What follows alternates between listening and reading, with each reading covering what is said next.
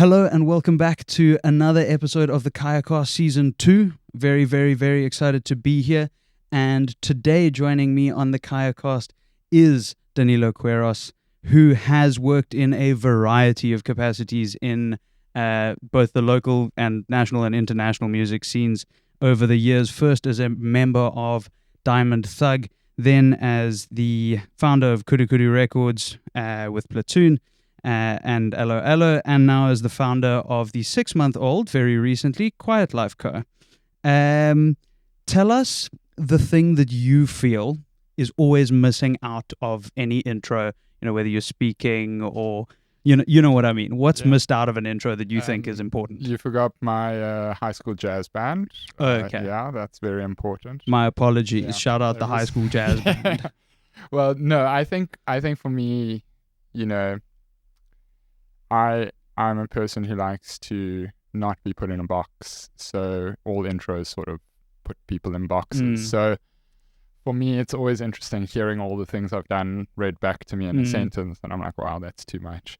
But I think I got into music early on, and I'll just ask myself the first question or Please. Go on with Let's what just you go asked. right into this. So I got into music because, well, I played piano as a kid, the standards, the recorders at school, etc., etc. And then when I was about 12 or 13, my one friend started playing drums and another friend started playing guitar. And to make a band, they needed a bassist, so I started playing bass guitar.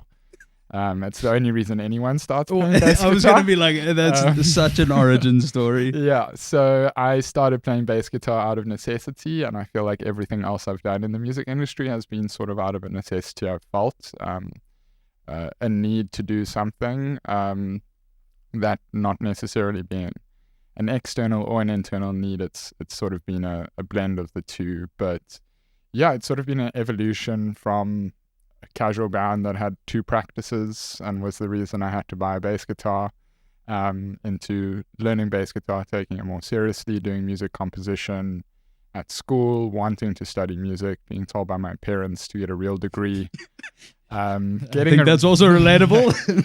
Getting a real degree, but throughout my time, always wanting to be part of the music industry and working throughout my university time at UCT to do music. I mean, I say my high school jazz band, I played in a band with a cellist called Abel Salachwe at school. Abel's now one of the premier cellists from South Africa, signed to Warner Classical in the UK, and really just doing phenomenal stuff. So luckily for me, I was surrounded by exceptional creativity from a young age, being sort of shown what's possible. I mean, Abel, this is not a podcast about Abel, but check out Abel. Abel came from a township near Vereeniging, if I'm not mistaken, was on a scholarship at our school and was just one of the most phenomenal players you've ever seen. And I think knowing from an early age that I wasn't the best player in a band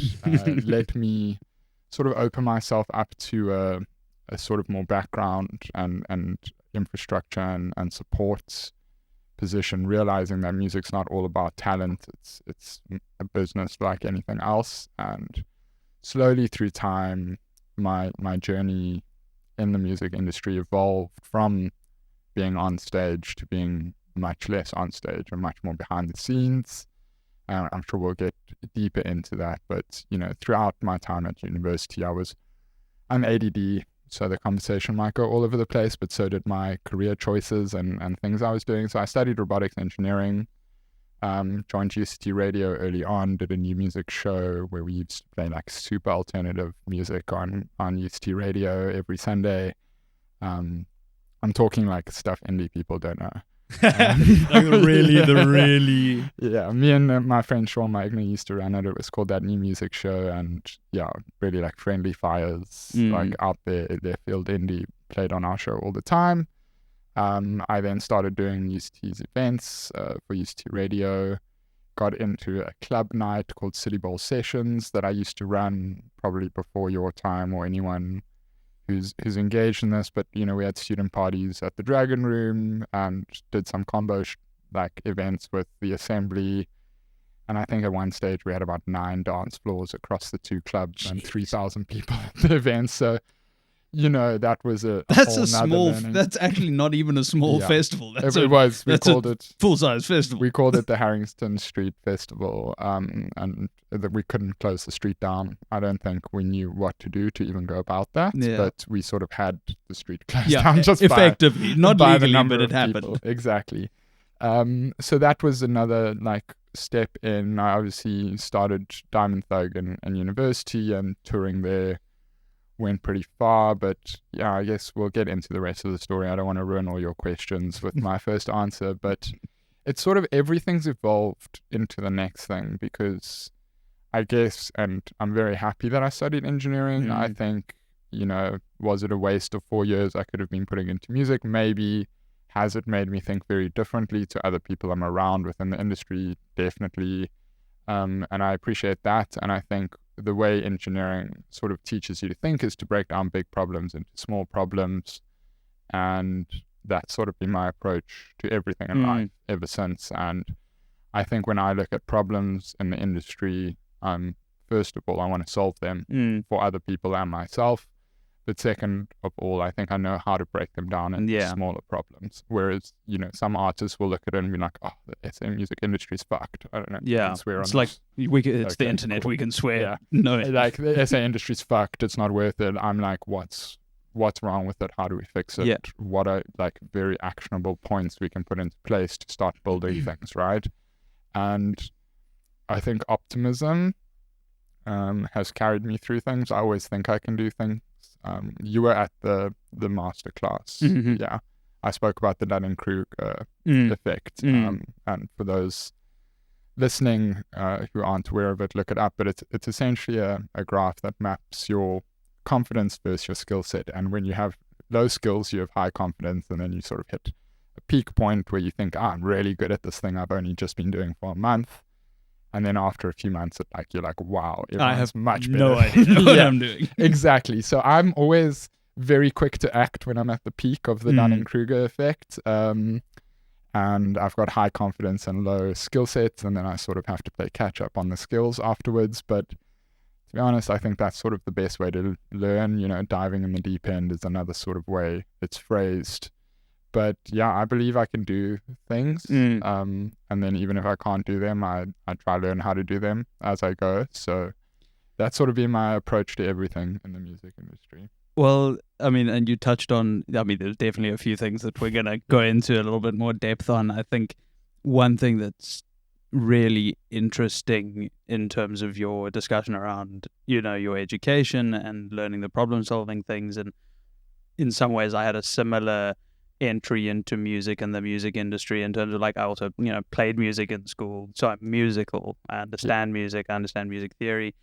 I never gravitated towards being a performer myself. I quite quickly gravitated into cool, but I love being around this and a part of this and helping solve the problems that the more talented musicians can't solve because their thing is the music. Yeah, my thing can be understanding it but looking at it from a different perspective. And I think you touched on there's this attitude of the industry's fucked.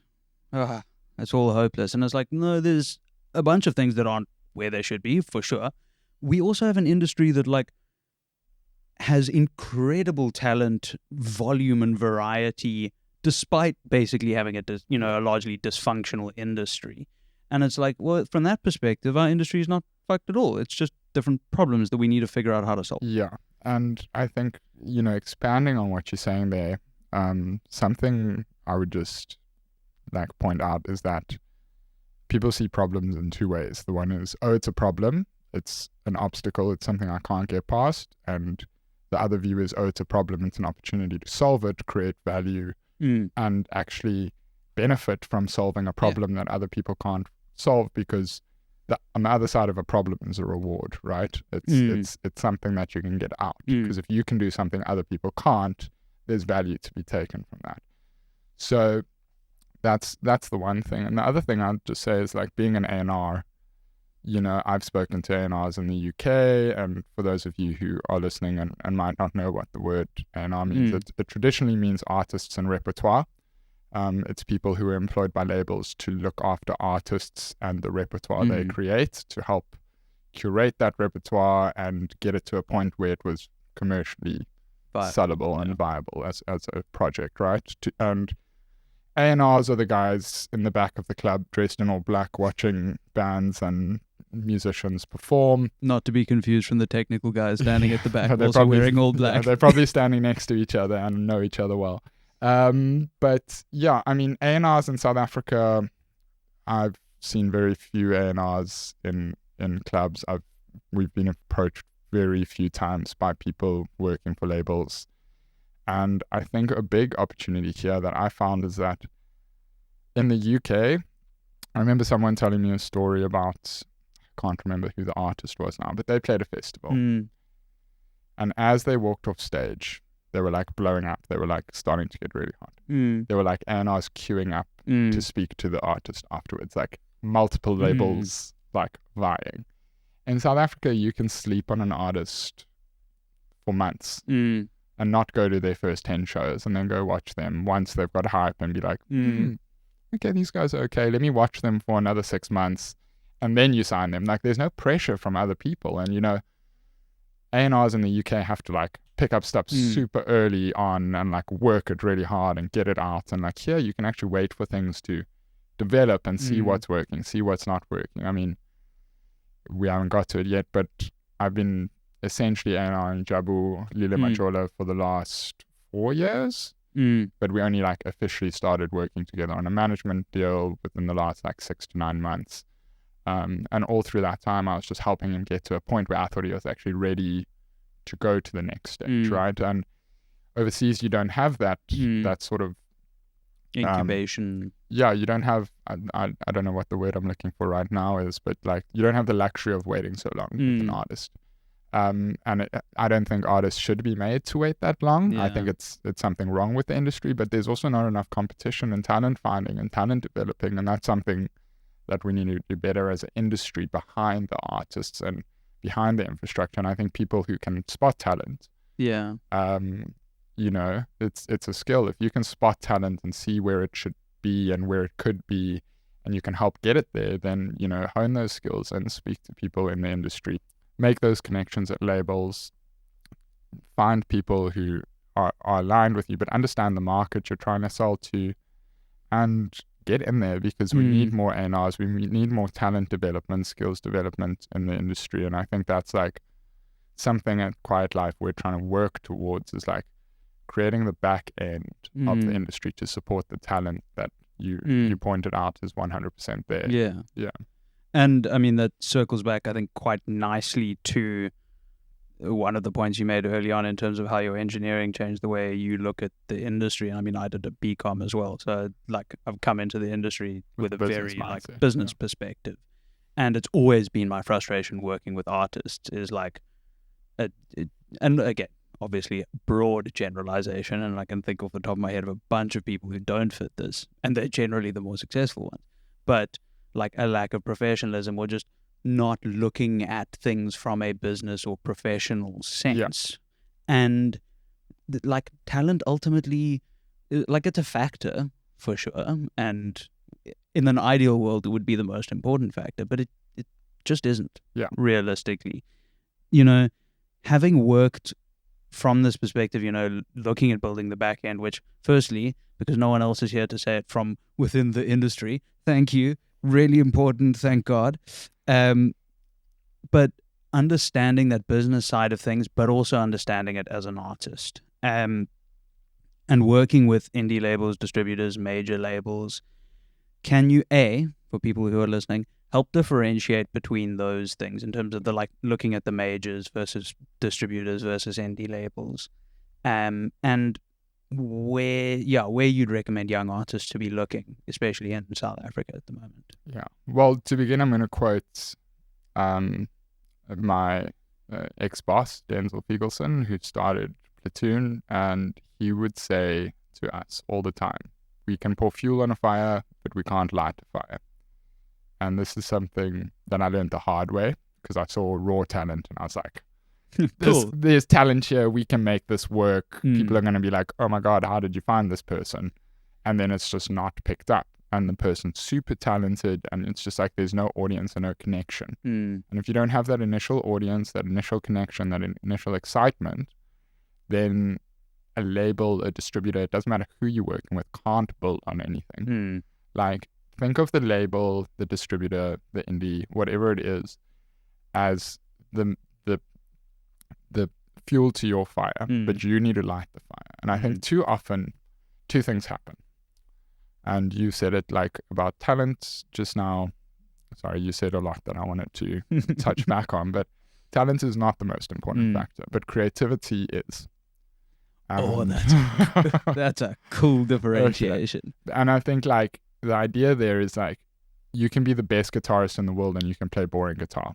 Like, it's not interesting. There's been incredible guitarists before you, and there will continue to be incredible guitarists after you. What is creative that you're doing? What is new? What is fresh? What is uniquely yourself? How are you expressing your character through your instrument? Like, that's much more interesting than how technically proficient you are, you know. And I know, because being in a band, it wasn't about making the best possible song you could. It was actually the songs that came the most naturally, that were the least effort, that were the smallest struggle, ended up doing the best, because they were in their natural form. They came out the way they were supposed to sound.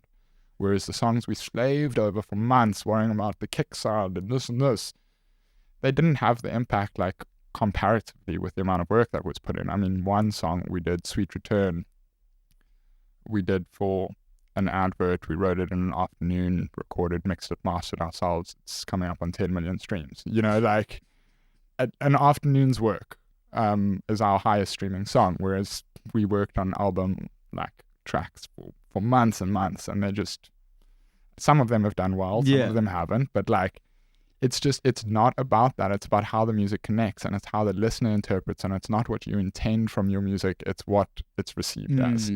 And I think I've drifted off topic there, but that creativity versus talent is a differentiator. And connection is the next thing that comes after creativity, right? So it's about like, can you create something interesting and then connect to the people who want to hear it? And if you can do those two things, you've done the most important thing as an artist. And that connection is real. Like, you know, that connection. An artist's value is in what their experiences and how their experiences relate to their audience.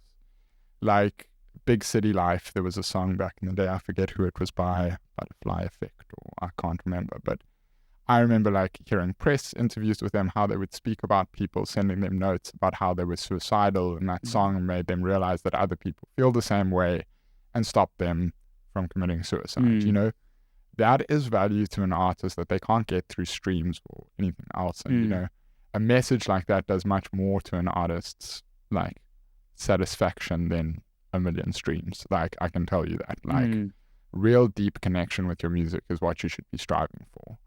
I'd speak to an artist like Alice Blue, who, by the way, was the confirmation that I knew I was a good A&R, because I saw her play to a completely empty room in assembly at a Castle Light event in like 2011, something like that. And it was like empty. No one knew who she was. It was her and guitar. And I was like, this girl is phenomenal. And I messaged her afterwards, and I was like, please, if you ever want to produce a track, work with me. She never replied to me. She went on to have a great career.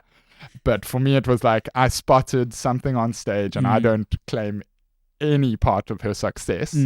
But, you know, that for me was like assurance that like I saw something that I thought was bigger than where it was, and it ended up being much bigger than where it was. A lot of that was not the talent she had at that point. It was the work and the decisions she made and the way she's continuously worked towards like a very clear vision and pushed the boundaries of who she is as an artist, and changed her sound and developed and been creative in her business strategies and all sorts of things. I mean, you could have a whole podcast just looking at her strategy over the last 10 years and it would be amazing. But yeah, I think like I don't even remember how I got there, but you know, that's the difference between creativity and talent. And there was one other thing you said right at the beginning of that, but I'll come back to it. Yeah, if because I now remember. I'm Sorry. so no. I'm like those were the things I remembered from the previous thing, and now I'm like I've completely forgotten what I said. Yeah. Because I'm now thinking of things that you just said now that I want to touch back on. Interview an ADD But person. hey, That'll happen. That's what podcasts are for. We can jump back in and around. We can knit it together. It's fine. So you obviously started Diamond Thug in university. You were getting involved also in the event side of things, and then after Diamond or during Diamond Thug, started shifting more from a purely artist perspective into that more managerial role, managing Diamond Thug while playing, and then KuduKudu came in that time as well. What was the biggest challenge moving from artist to a managerial perspective, and what was the most like blessing aspect of it? Yeah. So first of all, I saw it all through very rose-tinted glasses at Important, the time. I think. Looking back, I think I was very naive with a lot of decisions I made, and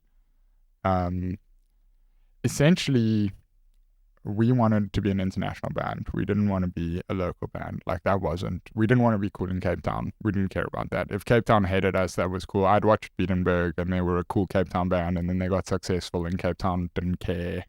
Well, like the cool kids in town, like, they'll sell out Kirstenbosch. But anyway, so we very like early on said like, it's not about being cool here. It's about traveling. It's about getting overseas. It's about playing in that league, not in this league. We're playing Premier League, not PSL. It was sort of where we wanted to be as a band.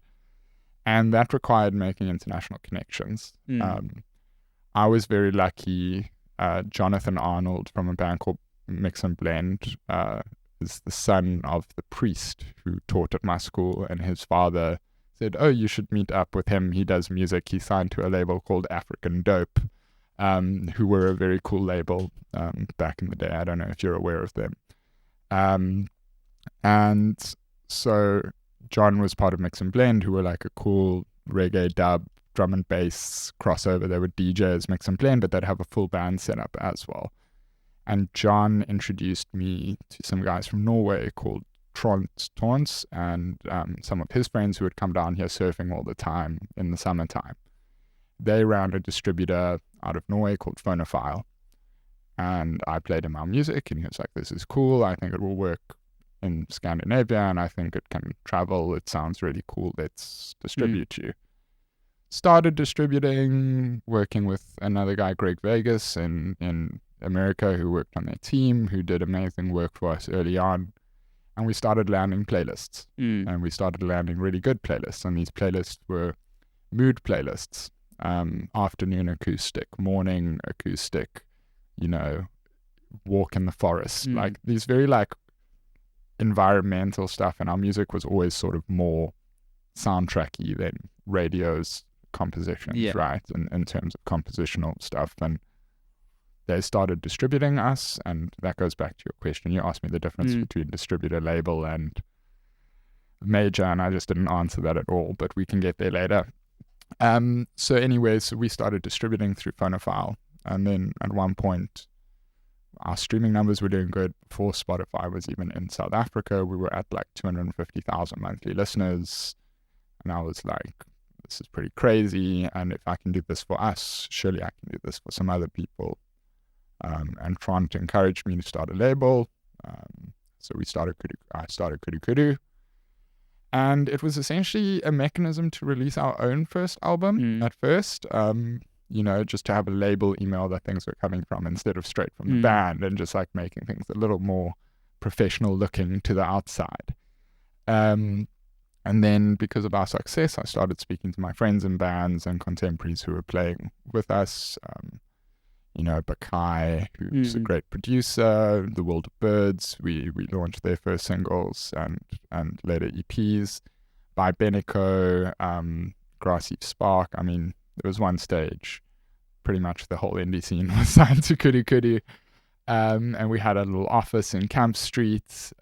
Actually, I found out later that it was the exact same room that African Dope had run out of, which was a cool little synchronicity lineup.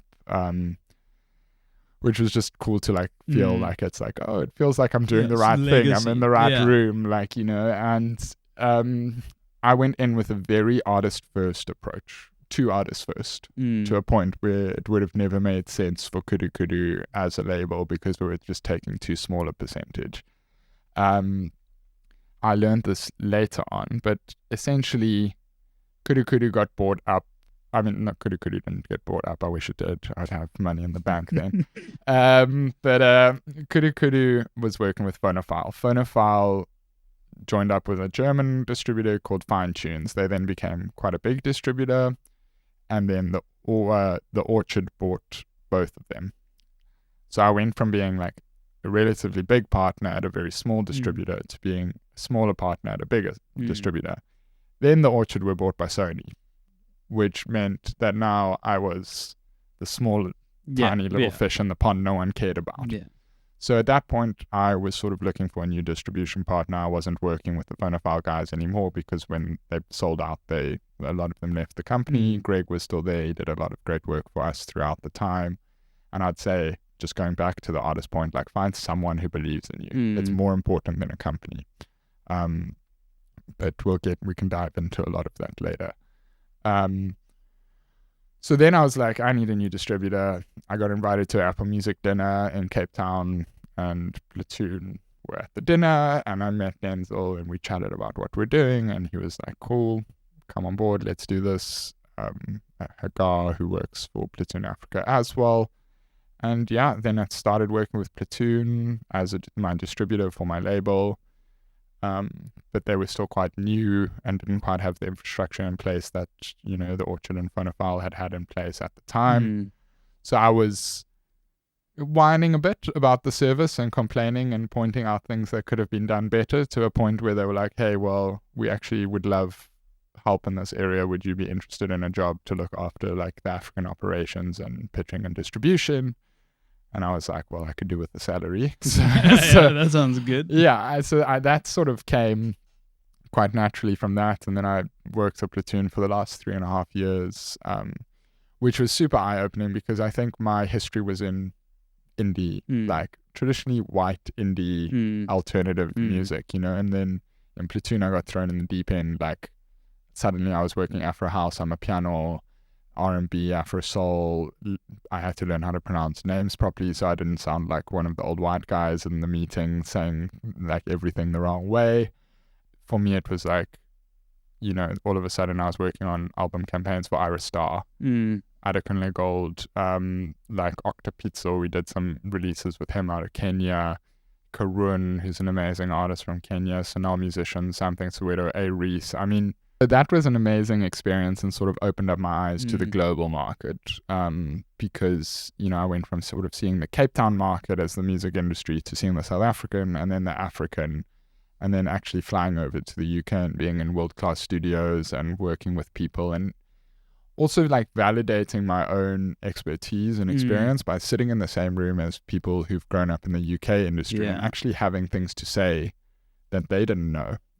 That they don't understand, and sort of being a voice in the room who can hold their own weight in an international setting. And that was very encouraging for me personally, because I sort of got to a point where I was confident enough in my skills to know that actually if I set my mind to the right thing, I can maybe do something for myself. And that sort of led me to Quiet Life, which is like, I would roughly say KuduKudu 2.0, but with a new understanding of the scale of things and what it takes to actually make money to pay a team and things like that. Whereas before, I would still be battling to earn my first paycheck, I think, if I'd been running KuduKudu throughout the time. Which, and I mean, it goes to that point you'd made about the, like, when you're feeling super optimistic and one thing that's always been super helpful to me through the businesses we've run is what do they call it? It's like the entrepreneurial cycle of like, what is it? It's you have like low information, high optimism, then you get higher information, your optimism goes because you're like, cool, now I have no idea. Like I now know how much I don't know. Yeah. And it's super depressing. Yeah. And then it's like being at a point where you then have like no energy, your skills going up, but then kind of moving out of that into a point where you're like, okay, I'm now like a bit wiser and I've got a bit more perspective. I know how to, and I think that's it. It's like increased perspective and experience gives you that second time you still go through the same, like, because you have to, but it's like confidence in some things. Yeah, I think my dad gave me advice I didn't listen to at the time when I started KuduKudu, and his advice was make mistakes with other people's money, not your own. Yeah. Because you are going to make mistakes early on in your career. And it's going a bit off what you're saying, but I think exactly what you're saying leads back to the Dunning-Kruger. But like, I think that my time at Platoon, learning from a team, being in that environment has 10x'd my ability to run my own company. Mm-hmm. And if I'd run my own company all this time, I wouldn't have had the opportunity to learn from other people who knew so much that I didn't know. Yeah. And shared a lot of that with me through my time. It also takes a personality of someone willing to learn and engage. It's very easy to go through life staying in your lane.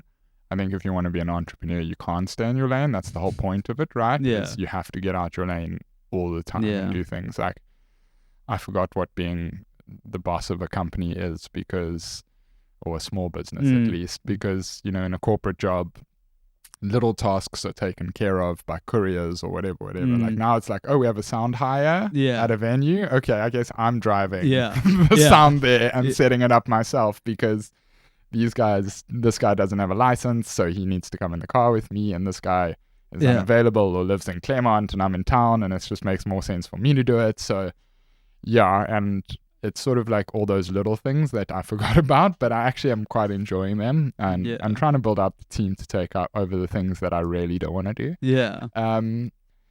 But yeah, I mean, it's almost sounding like an entrepreneurial podcast now, which I think is good as well, because too many music podcasts are about music. Well, 100%. That's only half the industry, right? So I think just going back to something you said earlier about the talent and all these things is like, a piece of advice I like giving to artists early on in their career is choose whether music is going to be a hobby or a job. If it's a job, it's going to be less enjoyable.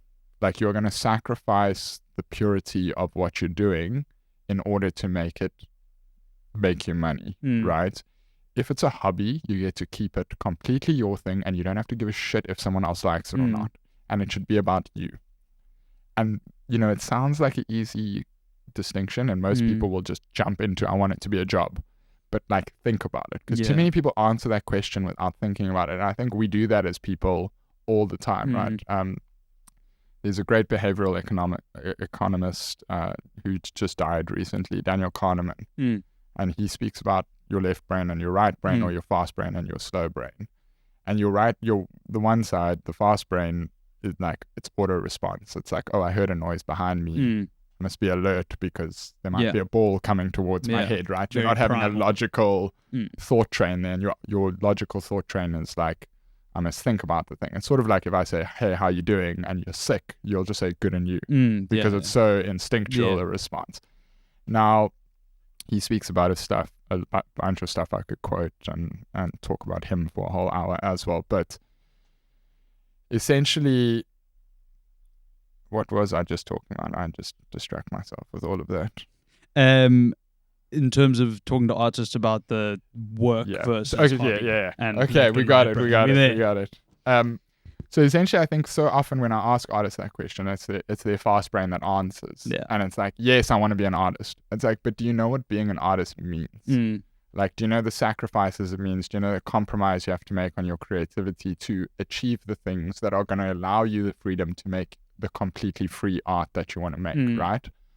Because, like, there's always the story of Picasso. Picasso could paint realistic, and then he got to break the rules. Like, if he had only been able to paint the way he painted, people wouldn't have taken him that seriously. But because he could paint, like, with the trends of the times, he could then break them, right? Obviously in music, you get kids who just make songs and can't make a better song, and the song they made just ends up being a new cool sound because they don't have the education and rules like implied on them, and there are exceptions to the rules. But being an artist is hard work, and it's harder work than getting a job. And I think a lot of people don't understand that. Like, to make money being an artist is harder than going to a job application and getting a job that's going to pay you money every month. Like, you're going to earn less money, you're going to work harder. The work is like ego work. It's personal. It's your identity. Like, if people don't like your songs, they don't like you, is the way you feel. It's not true, but like, that's the way you just feel. To be clear, a reminder to everyone that's not true. It's an extension of self, and your art is an extension of yourself. And if you're going to put yourself out there for judgment, you're going to be self-judged. It's going to be like, it can be horrible being an artist. And it looks on Instagram beautiful. You get to go to all these events and wear nice things, but you don't see the comments tuning you about what you wore in the comments, right? Putting yourself out there as a public figure is a difficult thing to do. And people must really, when choosing to do that, they must understand that, right? Yeah. Because so often artists want the good and they don't realize all the bad that comes with it. And that's not to say being an artist is a bad thing. I think if you make it and you get to do your own thing, that's one of the most rewarding things you can do. But so often, I mean, I would have conversations with successful artists, and like, you know, there's varying levels of success. And success can mean different things to different people, and you need to understand what success means to you and how achievable that is within the world you're looking to be in, if that makes sense. So if your idea of success is playing, it used to be called the assembly, but district, like to 1,000 people or 850, whatever the capacity is there, that is not a high enough level of success to justify a career. Yeah. And you need to understand that, because a lot of kids think, oh, well, when I sell 1,000 tickets, that's 20 grand. It's like, yes, how many times can you do that a month? Yeah. Divide that by how many band members plus team members plus your rehearsal fees plus XYZ, right? And it's like, it's easy to spend money. It's hard to make money in this industry. And you need to be aiming at a high enough level of success if you want to make it your job. Yeah. If not, there's nothing wrong with like having an ambition of playing that stage, but understand that you're going to need to supplement that career. Like, it cannot just be the band that's paying you, because it won't be enough, and you will come to resent music, and you will come to resent the people you make music with. Yeah. So yeah, I would say, like, think about that question would be like my biggest advice for artists, is like, really think about, do you want to be an artist? Do you want to have to do this for money? Do you want to judge your personal worth against this thing you love doing? Or do you want it to be a thing you love doing? Because quite honestly, since I've been working in music, and music has not been my main source of income, like music I've made, I've enjoyed making it so much more. Yeah. And like, I'll happily share that. Like, it's a lot more enjoyable to make something for fun than it is for money. Yeah. Like, every single time, right? But that's not to say you can't do it. And that's not to say that if you think you can get to the place you want to be and become that pop star or whatever it is, touring musician, touring the world and sustaining a career like that, and you can live out of a bag and you can do those things, then do it. Like, if that's what you want to do it. Yeah. But like, if you don't want to do it that way, do it for fun. Yeah. And frame it like that and understand it like that. And the music you make will get better, because you won't be making music for people to hear. You'll be making music to make, right? And like, I find, at least with my own personal listening experience, and everyone has different listening experiences, and pop music is proof that I'm wrong in this point, but music made by the artist for the reason of expressing themselves is the most valuable music there is. Like, in terms of hearing that music, like, music made for the person making it and what they want to say and do and feel is way better than music made for the audience to listen to. And pop music is obviously audience like made for the music, made for the audience, right? And I don't know, there's been some negative feedback about Taylor Swift's recent album, even from Swifties, and my feeling is it's just become too commercialized now, where it's like, it's so self-indulgent and circular and made for purpose of her fan base responding well, that it's just got boring and stale. That's an opinion. Swifties can hate me for it. It's fine. The views on this podcast will fly. That's cool. I think, I think the one thing there that's really interesting is that thing of making music for oneself versus, and talking about success metrics, because that's again where it's like it's an exhausting field emotionally to work in, if you want to do it professionally, all of those things, because I can think of a ton of artists too. I completely agree with you. As soon as you were thinking that, I was thinking about artist albums like by popular artists, but that did really badly, but you could hear it was for them, and I've way more enjoyed those albums. But according to every metric of success, those albums or those projects aren't successful according to the available metrics.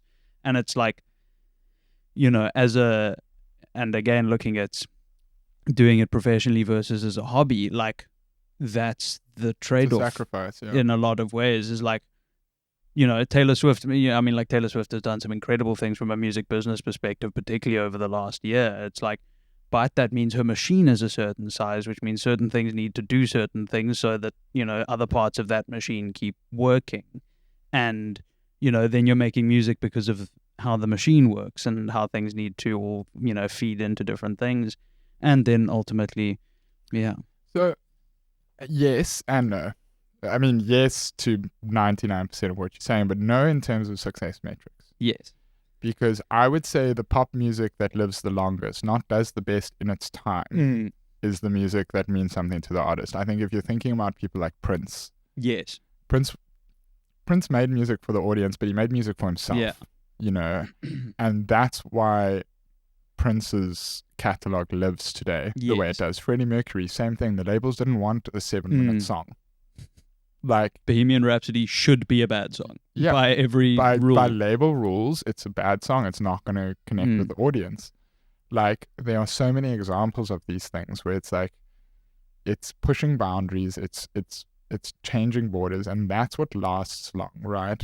Pink Floyd. Who the hell would think Pink Floyd would be a successful band? Listen to them. No. They're amazing. Yeah. But they're not making music that's easy to listen to at all. And it's not, they were doing incredible things with technology at the time, and yes, but even disco, disco and house music, Giorgio Moroder making Donna Summer's I Feel Love is considered the start of house music, and some, you can get nerds. There's another whole argument sector in there. But we also shouldn't confuse trend-based surges with longevity of music, right? And I think artists like your Tupacs who made very personal rap music will last longer. I think if you're looking at numbers now, Drake is a bigger artist than Kendrick Lamar, but whose music's going to age better in 50 years? I think Kendrick, right? So it's about legacy there, though. You're not necessarily going to be rich in your lifetime. Kendrick's fine. He's okay at this point. He's okay. He can afford to drop a whole album. That's the thing. It's where are we sitting? Tame Impala. Who would have thought an indie album could be that popular? Yeah. Who would have thought? Yeah. That was crazy. It was incredible. The less I know, the better. That track went so far. Yeah. He ended up working with Dua Lipa now on Houdini, right? Kevin Parker. So it's just there are these breakthroughs, there are these exceptions, but rather do it from a place of making your own shit. Bon Iver, that album was made in a log cabin with a guitar and a tape recorder, and that's what it was. There's a great documentary, Press Pause Play, where someone speaks about this. If that was made in a studio, it wouldn't have had nearly the effect that it did. Because it wouldn't have been as raw. It wouldn't have been as unprocessed. It wouldn't have been honest, right? It wouldn't have been that real connection. And then he went on to work with Kanye, which was in a completely different way with his voice, and then made more music like that. And, he's pushed himself and evolved. He didn't keep making the same folk album. But everything he does seems to be something he wants to do, right? I think it actually, what that little amble really did was really bring home the whole perspective on, I think, talent and quality and rules in music versus creativity and connection. Because I think all of those artists, I can't think of an exception, were immensely creative. They broke a lot of the rules. And they connected with people on something fundamental. And so any of the other stuff didn't play in. It wasn't the factor. And you made the point earlier about some of the Diamond Thug projects where it's the projects you spent ages on and obsessing over getting the kick to sound as perfect as possible. And look, no denying that kick probably sounded objectively the most good it could, but there were songs that were an afternoon's work that were genuine and that connected. So in your BCom, you would have learned about focus bias. Yes. So focus bias is essentially summed up again by Daniel Kahneman in his book as nothing in life is as important as you think it is while you're busy thinking about it. Like, you have a focus bias. So while you're thinking about something, it's way more important. When you're thinking about your taxes are the most important thing in the world. But every other day when you're just walking around, you're not thinking about your taxes. But for the few days you have thinking to. It's about the worst thing on it. It's literally the worst thing. And there's all sorts of things like that. And I think artists in the mixing process get so caught up in that focus bias. I listen back on tracks and I'm just like, I can't even remember what my notes were on this mix. It sounds great. Like, the feeling's there. It's cool. Or I'm like, oh, I wish we didn't actually work this one so hard. I wish it had been a bit more loose and raw and not so tucked in, right? And I think there's also another saying, like, don't let perfection be the opposite of Don't let perfection stand in the way of progress. That one. That's the one. Thank you. Okay. To be honest, there were a few that could have been there. Yeah, but like, don't let perfection stand in the way of progress, right? And I think that's something as a society in general we could all learn from in these times, because I think so often we're after the golden egg instead of just an egg. To feed ourselves with. And in the mixing process, in the mastering process, in the writing process, we so often hunt perfection. But perfection's boring. Like, in creativity, perfection's boring. It's the things that aren't right with something that make it interesting. 100%. And so art is not art without flaws. 100%. So like, so my 2 pieces of advice to artists so far. Number 1 was make sure it's what you want to do. Make sure you want to do this professionally, not casually. And number 2 is don't chase perfection. Like, do not have perfection as an aspiration. There's no such thing as a perfect mix. There's no such thing as a perfect song. There is your song, there's your mix, there's your feeling. Get that across. That's the connection, right? And I mean, there's so many examples of great albums. I mean, from Bon Iver to recently, Billie Eilish, when she released that album that was recorded in a bedroom. And Billie, so that Denzel was one of the first people to release Billie, so I've heard a lot of stories about Billie and Billie's rise. But was it Ocean Eyes, the first track? I think so. Well, that was the first one that really flew. And everyone who heard it just connected with it. And that was the thing. It didn't matter what her story was. It didn't matter what anything else was. Like, you heard that song and you were like, this is a fresh sound. This is interesting. This is beautiful. And the work she did, was it a James Bond soundtrack? Yes. Yes, she did do the James She's Bond. just fucking brilliant, Billie Eilish. Like, she's just creatively out there and pushes. And I think Phineas, like, plays a big part in that. And they've got a great thing going. But, like, it's just like, that's the shit. Billie Eilish is going to last. I don't listen to much Billie Eilish because it's not my style of music, but every time I listen to it, I appreciate what it is. And I think it's phenomenal. I think we've talked a lot about the, like, different industries, the different aspects, the South African industry, the African industry. You've obviously worked with a broad variety of people within the South African and African music scenes, and you understand the scene overseas. What I do. I mean, like, no one can understand it perfectly. Where with, and I guess this can get into what you're doing with Quiet Life at the moment, what do you see as the future for the African music space? Obviously, I'm biased towards the South African music space in the next couple of years. Like, what do you see that needs to happen? What do you see that is happening that's already having a big impact?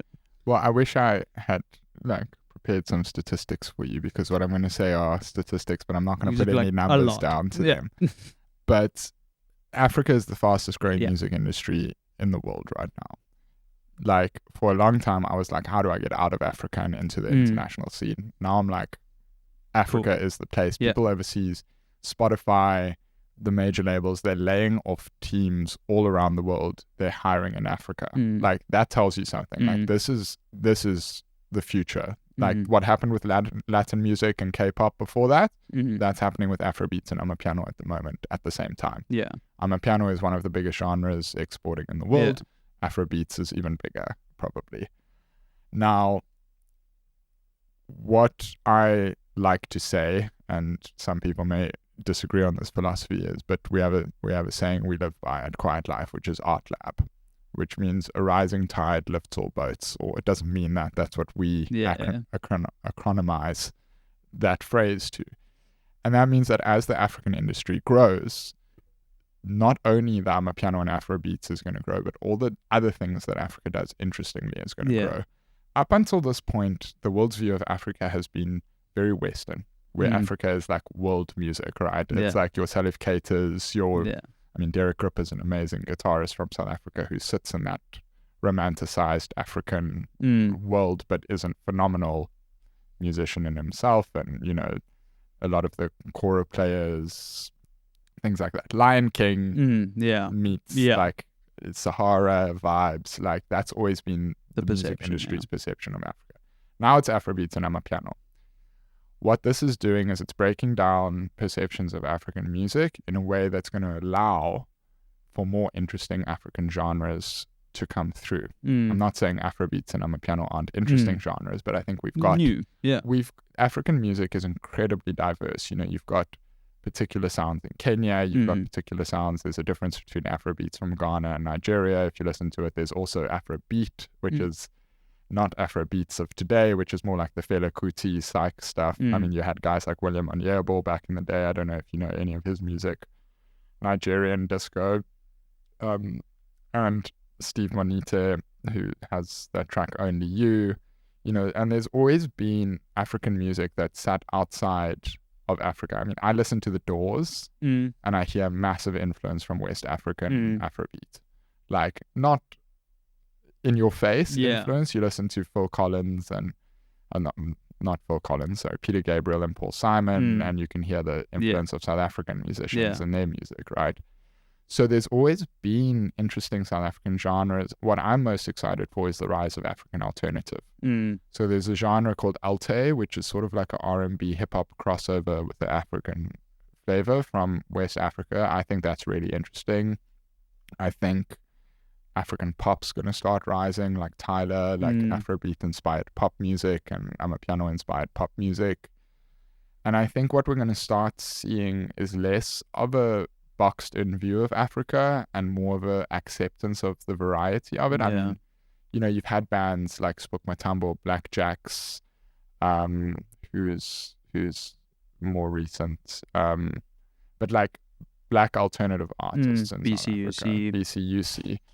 And they've never sort of been put on the same stage as these like other genres, because it's like, who's looking to Africa for alternative? But there's been incredibly rich, incredibly musical and important like alternative genres.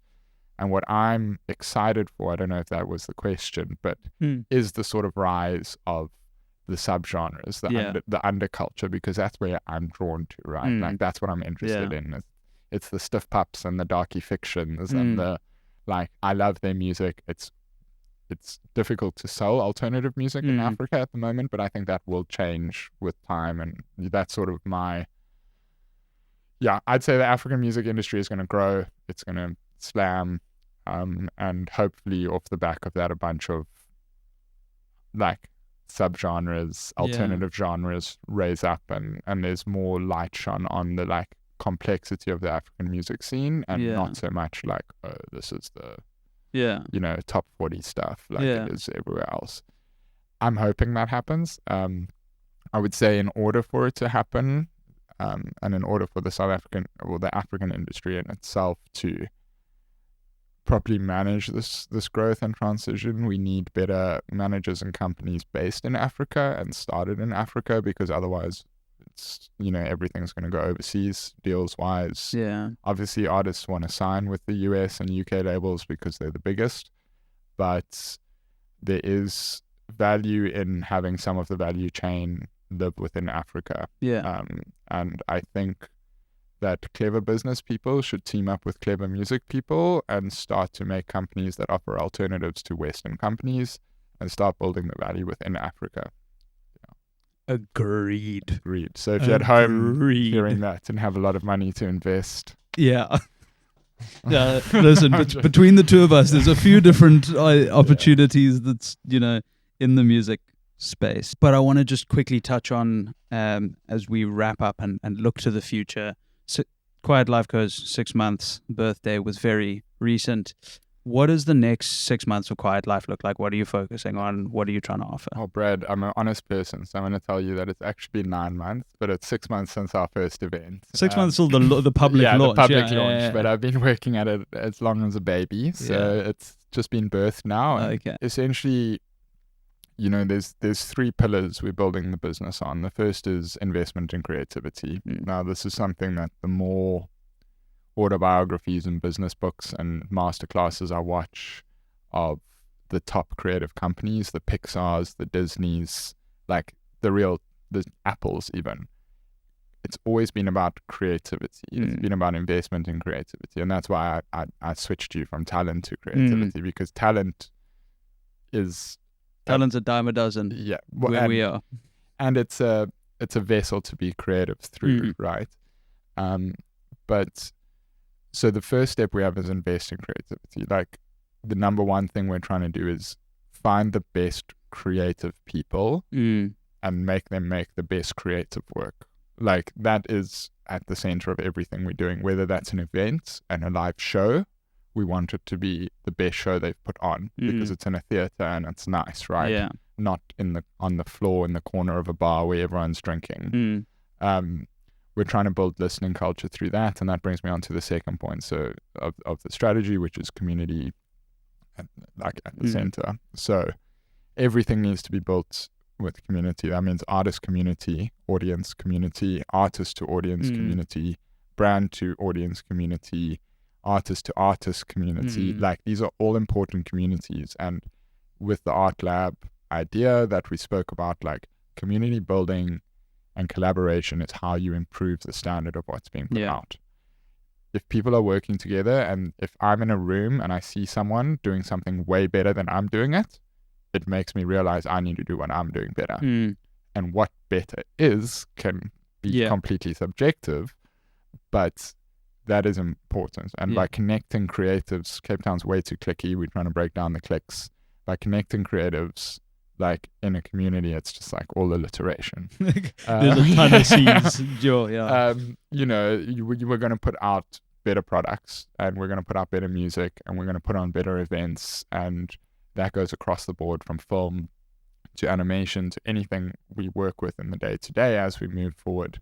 That's at the center. And then the last point is, education and empowerment, because that also feeds into the same thing as community, where if you put talented people in the same room, they'll push each other to be better. If you put people who want to learn in a room with people who know stuff, you're going to have more people who know stuff. Yeah. So, those are the 3 points we're focusing the business on. What that looks in practical application will depend on how much of the things we want to get done in the next 6 months are. We are going to be releasing more music under a Quiet Life label. Supporting artist labels is more so the thing we're doing. We've just registered a publishing company with BMI, and we're going to be doing a lot of songwriting camps with artists. Collaboration in songwriting has been a big part of what led to the formation of Quiet Life, and we've done a few international camps since. We're essentially going to be a 360 company that you can opt into what you want and what you don't want, and all the deals will try to be as fair and mutually beneficial as possible. But releases, we're looking at a great lo-fi album that's rolling out at the moment. We've just signed an amazing pianist in New York who's South African, a graduate of UCT. She's done an amazing piano album. And I think, like I said, it's not about what we think we have to make. It's about what is, like, a piano album might not make sense to a lot of people, right? Like a classical piano album, but, like, the listenership is high on streaming. And it's exceptional talent to become a great classical pianist, right? Yeah. So those are the things we're attracted to, and what I've got to figure out is how we tell the story around how these things all make sense together. Like, how can a lo-fi release come on the same label as a piano album, and then also a Zulu folk song, and then a dance track, and like, we're going to be all over the place. And what I'm trying to do is, how do we message that and communicate that? And that is turning out to be the hardest thing. Probably why the socials are not constantly pushing stuff, because the work's great, but the storytelling's quite difficult. And because people have no idea how hard it is to really do that. Run socials? Yeah. I'm gonna get someone to do it for us, because it's the first thing to go down my priorities list. And yeah, I think you need someone whose job it is to do it. Otherwise, it's not going to happen. It's so many specialized skill sets, and But I mean, I think that is the exciting thing.